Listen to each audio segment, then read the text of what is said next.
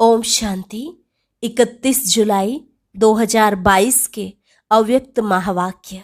पहले एक नज़र मुरली के मुख्य पॉइंट्स पर। बाप दादा ने कहा, आप जैसा खुश नसीब, खुशी के खजानों से संपन्न और सदा सुखी दूसरा कोई नहीं हो सकता। जैसे बाप दादा ने आपको नई जीवन दी है, ऐसे तुम्हें भी हर सेकंड, हर समय, हर आत्मा के प्रति शुभ भावना, शुभ कामना रख सबको नया जीवन देना है। हर समय उत्साह भरे जीवन में उड़ते रहो। ब्राह्मण जीवन का श्वास ही उत्साह है। बाप दादा से मिलन मनाते, मुरली सुनते, सदा खुशी में नाचते गाते रहो। फिर बाबा ने कहा, हर एक ब्राह्मण यह जांच करे, क्या आपने 3 प्रकार की संतुष्टता प्राप्त की है। पहला, स्वयं अपना साक्षी बन चेक करो, क्या स्व के चार्ट से स्वयं संतुष्ट हो। दूसरा, जिस विधि पूर्वक बाप दादा याद के परसेंटेज को चाहते हैं, उस विधि पूर्वक मन, वचन, कर्म और संपर्क में संपूर्ण चार्ट रहा। तीसरा, क्या ब्राह्मण परिवार हमारे श्रेष्ठ योगी जीवन से संतुष्ट रहा। फिर बाबा ने कहा, यथार्थ चार्ट का अर्थ है हर सब्जेक्ट में प्रगति अनुभव हो, परिवर्तन अनुभव हो। संपूर्ण पास मार्क्स उनको ही मिलती है जो आज्ञाकारी बन चार्ट रखते हैं। अगर याद पावरफुल है तो एक ही समय पर डबल अनुभव कराती है। एक तरफ याद अग्नि बन भस्म करने का काम करती है और दूसरे तरफ खुशी और हल्केपन का अनुभव कराती है। और लास्ट में बाप दादा ने कहा, किसी व्यक्ति द्वारा या प्रकृति द्वारा या माया द्वारा परिस्थितियां आना, यह तो ब्राह्मण जीवन में होना ही है, लेकिन स्वस्थिति की शक्ति उस परिस्थिति के प्रभाव को ऐसे समाप्त कर दे जैसे कोई मनोरंजन की सीन सामने आई और गई। और अब सुनते हैं महावाक्यों को विस्तार से। मुरली का सार। यथार्थ चार्ट का अर्थ है प्रगति और परिवर्तन। आज बाप दादा अपने विश्व नव निर्माता बच्चों को देख रहे हैं। आज के दिन नए वर्ष के आरंभ को दुनिया में चारों ओर मनाते हैं, लेकिन वो मनाते हैं नया वर्ष, और आप ब्राह्मण आत्माएं नए संगम युग में हर दिन को नया समझ मनाते रहते हो। वो एक दिन मनाते हैं और आप हर दिन को नया अनुभव करते हो।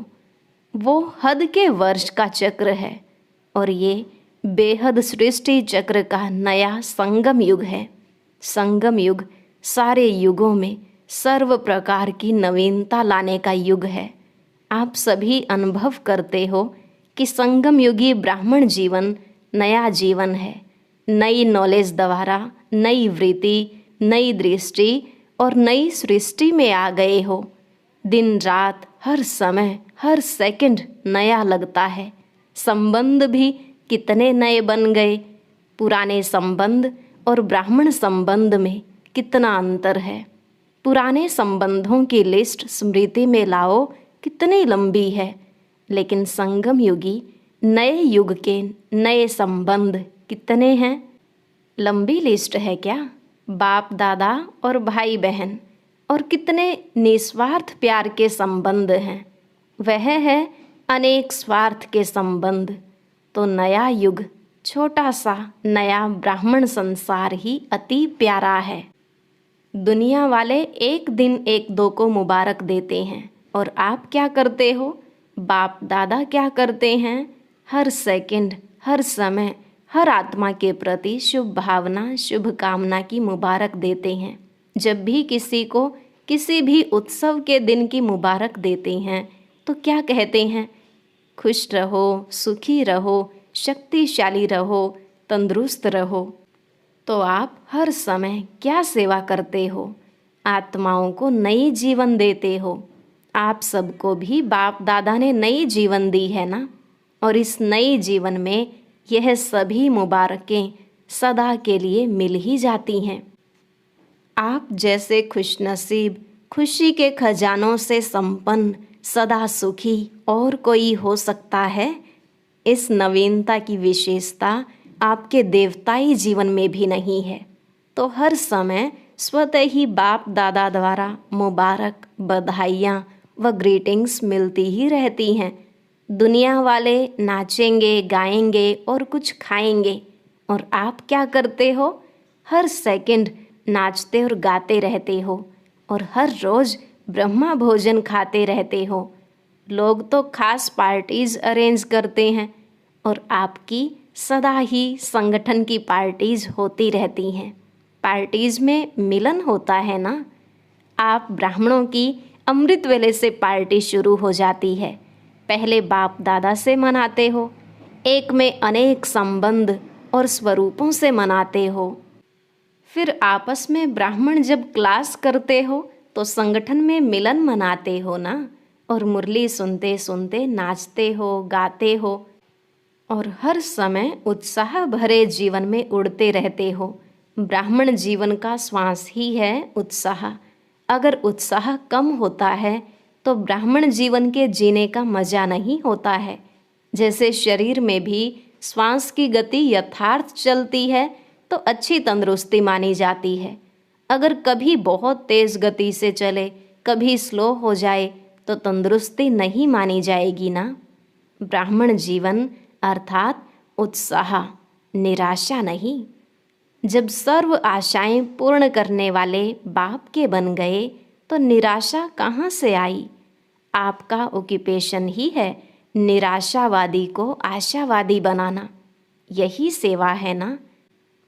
यह तो दुनिया के हद के चक्र अनुसार आप भी दिन को महत्व दे रहे हो, लेकिन वास्तव में आप सब ब्राह्मण आत्माओं का संगम युग ही नवीनता का युग है।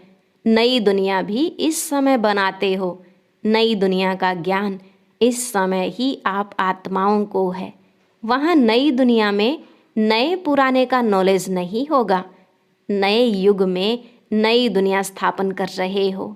सभी ने तपस्या वर्ष में तपस्या द्वारा अपने में अलौकिक नवीनता लाई है, या वही पुरानी चाल है? पुरानी चाल कौन सी है? योग अच्छा है, अनुभव भी अच्छे होते हैं, आगे भी बढ़ रहे हैं, धारणा में भी बहुत फर्क है, अटेंशन भी बहुत अच्छा है, सेवा में भी वृद्धि अच्छी है, लेकिन का पूंछ लग जाता है। कभी कभी ऐसा हो जाता है। यह कभी कभी का पूंछ कब तक समाप्त करेंगे? तपस्या वर्ष में यही नवीनता लाओ। पुरुषार्थ व सेवा के सफलता की, संतुष्टता की परसेंटेज कभी बहुत ऊंची, कभी नीची। इसमें सदा श्रेष्ठ परसेंटेज की नवीनता लाओ। जैसे आजकल के डॉक्टर्स ज़्यादा क्या चेक करते हैं? सबसे ज़्यादा आजकल ब्लड प्रेशर बहुत चेक करते हैं। अगर ब्लड का प्रेशर कभी बहुत ऊंचा हो, कभी नीचा चला जाए तो क्या होगा? तो बाप दादा पुरुषार्थ का प्रेशर देखते हैं, बहुत अच्छा जाता है, लेकिन कभी कभी जंप मारता है। यह कभी कभी का शब्द समाप्त करो। अभी तो सभी इनाम लेने की तैयारी कर रहे हो ना। इस सारी सभा में ऐसे कौन हैं जो समझते हैं कि हम इनाम के पात्र बने हैं? कभी कभी वाले इनाम लेंगे। इनाम लेने के पहले यह विशेषता देखो कि इन 6 मास के अंदर 3 प्रकार की संतुष्टता प्राप्त की है। पहला, स्वयं अपना साक्षी बन चेक करो। स्व के चार्ट से स्वयं सच्चे मन, सच्चे दिल से संतुष्ट हैं। दूसरा, जिस विधि पूर्वक बाप दादा याद के परसेंट को चाहते हैं, उस विधि पूर्वक मन, वचन, कर्म और संपर्क में संपूर्ण चार्ट रहा, अर्थात बाप भी संतुष्ट हो। तीसरा, ब्राह्मण परिवार हमारे श्रेष्ठ योगी जीवन से संतुष्ट रहा। तो तीनों प्रकार की संतुष्टता अनुभव करना, अर्थात प्राइज के योग्य बनना। विधि पूर्वक आज्ञाकारी बन चार्ट रखने की आज्ञा पालन की तो ऐसे आज्ञाकारी को भी मार्क्स मिलती है, लेकिन संपूर्ण पास मार्क्स उनको मिलती है जो आज्ञाकारी बन चार्ट रखने के साथ साथ पुरुषार्थ की विधि और वृद्धि की भी मार्क्स लें। जिन्होंने इस नियम का पालन किया है, जो एक्यूरेट रीति से चार्ट लिखा है, वह भी बाप दादा द्वारा, ब्राह्मण परिवार द्वारा बधाइयाँ लेने के पात्र हैं, लेकिन इनाम लेने योग्य, सर्व के संतुष्टता की बधाइयाँ लेने वाला पात्र है। यथार्थ तपस्या की निशानी है कर्म, संबंध और संस्कार। तीनों में नवीनता की विशेषता, स्वयं भी अनुभव हो और औरों को भी अनुभव हो। यथार्थ चार्ट का अर्थ है हर सब्जेक्ट में प्रगति अनुभव हो, परिवर्तन अनुभव हो। परिस्थितियाँ व्यक्ति द्वारा या प्रकृति द्वारा या माया द्वारा आना, यह ब्राह्मण जीवन में आना ही है, लेकिन स्वस्थिति की शक्ति ने परिस्थिति के प्रभाव को ऐसे ही समाप्त किया जैसे एक मनोरंजन की सीन सामने आई और गई। संकल्प में परिस्थिति के हलचल की अनुभूति न हो, याद की यात्रा सहज भी हो और शक्तिशाली भी हो। पावरफुल याद एक समय पर डबल अनुभव कराती है। एक तरफ याद अग्नि बन भस्म करने का काम करती है, परिवर्तन करने का काम करती है, और दूसरे तरफ खुशी और हल्केपन का अनुभव कराती है। ऐसे विधि पूर्वक शक्तिशाली याद को ही यथार्थ याद कहा जाता है। फिर भी बाप दादा बच्चों के उमंग और लगन को देख खुश होते हैं। मेजॉरिटी का लक्ष्य अच्छा स्मृति में रहा है, स्मृति में अच्छे नंबर लिए हैं। स्मृति के साथ समर्थी उसमें नंबरवार हैं। स्मृति और समर्थी दोनों साथ साथ रहना, इसको कहेंगे नंबर 1 प्राइज के योग्य। स्मृति सदा हो और समर्थी कभी कभी व परसेंटेज में रहना, इसको नंबरवार की लिस्ट में कहेंगे। समझा? एक्यूरेट चार्ट रखने वालों के भी नामों की माला बनेगी। अभी भी बहुत नहीं तो थोड़ा समय तो रहा है।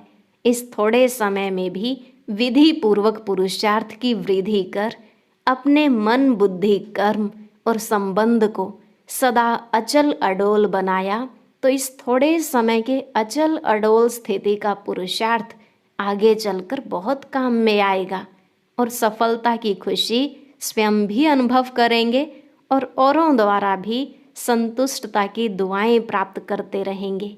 इसलिए ऐसे नहीं समझना कि समय बीत गया, लेकिन अभी भी वर्तमान और भविष्य श्रेष्ठ बना सकते हो। अभी भी विशेष स्मृति मास एक्स्ट्रा वरदान प्राप्त करने का मास है। जैसे तपस्या वर्ष का चांस मिला, ऐसे स्मृति मास का विशेष चांस है। इस मास के 30 दिन भी अगर सहज, स्वतः, शक्तिशाली, विजयी आत्मा का अनुभव किया तो यह भी सदा के लिए नेचुरल संस्कार बनाने की गिफ्ट प्राप्त कर सकते हो।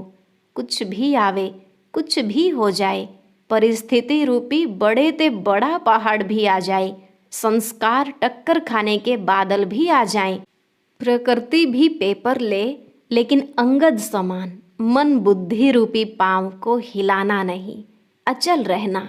बीती में अगर कोई हलचल भी हुई, उसको संकल्प में भी स्मृति में नहीं लाना, फुल स्टॉप लगाना। वर्तमान को बाप समान श्रेष्ठ, सहज बनाना और भविष्य को सदा सफलता के अधिकार से देखना।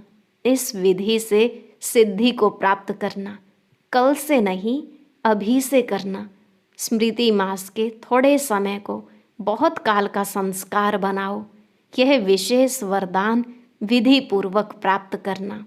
वरदान का अर्थ यह नहीं कि अलबेले बनो, अलबेला नहीं बनना, लेकिन सहज पुरुषार्थी बनना। अच्छा, कुमारियों का संगठन बैठा है, आगे बैठने का चांस क्यों मिला है? सदा आगे रहना है, इसलिए यह आगे बैठने का चांस मिला है, समझा? पका हुआ फल बन के निकलना, कच्चा नहीं गिर जाना। सभी पढ़ाई पूरी कर सेंटर पर जाएंगी या घर में जाएंगी? अगर माँ बाप कहे आओ तो क्या करेंगी? अगर अपनी हिम्मत है तो कोई किसको रोक नहीं सकता है। थोड़ा थोड़ा आकर्षण होगा तो रोकने वाले रोकेंगे। नए वर्ष मनाने के लिए सभी भाग कर आ गए। नया वर्ष मनाना अर्थात हर समय को नया बनाना, हर समय अपने में रूहानी नवीनता को लाना। चारों ओर के सभी स्नेही और सहयोगी बच्चे भी आज के दिन के महत्व को जान विशेष दिल से या पत्रों से या कार्डों द्वारा विशेष याद कर रहे हैं और बाप दादा के पास पोस्ट करने के पहले ही पहुंच जाता है, लिखने के पहले ही पहुंच जाता है। संकल्प किया और पहुंच गया।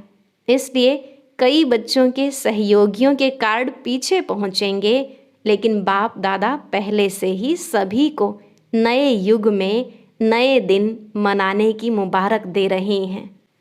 जैसे कोई विशेष प्रोग्राम होता है ना, तो आजकल के लोग क्या करते हैं, अपना टीवी खोलकर बैठ जाते हैं। तो सभी रूहानी बच्चे अपने बुद्धि का दूरदर्शन का स्विच ऑन करके बैठे हैं। बाप दादा चारों ओर के मुबारक पात्र बच्चों को हर सेकंड की मुबारक की दुआएं रिस्पॉन्ड में दे रहे हैं। हर समय की याद और प्यार, यही दुआएं बच्चों के दिल के उमंग उत्साह को बढ़ाती रहती हैं। तो सदा स्वयं को सहज पुरुषार्थी और सदा पुरुषार्थी, सदा विधि से वृद्धि को प्राप्त करने वाले योग्य आत्माएं बनाए उड़ते रहो। ऐसे सदा वर्तमान को बाप समान बनाने वाले और भविष्य को सफलता स्वरूप बनाने वाले श्रेष्ठ बधाइयों के पात्र आत्माओं को बाप दादा का याद प्यार और नमस्ते। रूहानी बच्चों की रूहानी बाप दादा को नमस्ते नमस्ते, गुड मॉर्निंग, शुक्रिया बाबा, शुक्रिया। आज का वरदान, अपनी सर्व जिम्मेवारियों का बोझ बाप को दे, स्वयं हल्का रहने वाले निमित्त और निर्माण भव। अपनी सर्व जिम्मेवारियों का बोझ बाप को दे, स्वयं हल्का रहने वाले निमित्त और निर्माण भव। बाबा ने कहा, जब अपनी जिम्मेवारी समझ लेते हो तब माथा भारी होता है। जिम्मेवार बाप है, मैं निमित्त मात्र हूँ, यह स्मृति हल्का बना देती है। इसलिए अपने पुरुषार्थ का बोझ, सेवाओं का बोझ, संपर्क संबंध निभाने का बोझ, सब छोटे मोटे बोझ बाप को देकर हल्के हो जाओ। अगर थोड़ा भी संकल्प आया कि मुझे करना पड़ता है, मैं ही कर सकता हूँ, तो यह मैंपन भारी बना देगा और निर्माणता भी नहीं रहेगी। निमित्त समझने से निर्माणता का गुण भी स्वतः आ जाता है। स्लोगन, संतुष्ट मणि वह है जिसके जीवन का श्रृंगार संतुष्टता है। संतुष्ट मणि वह है जिसके जीवन का श्रृंगार संतुष्टता है। और अब सुनते हैं आज का अव्यक्त ज्ञान मोती।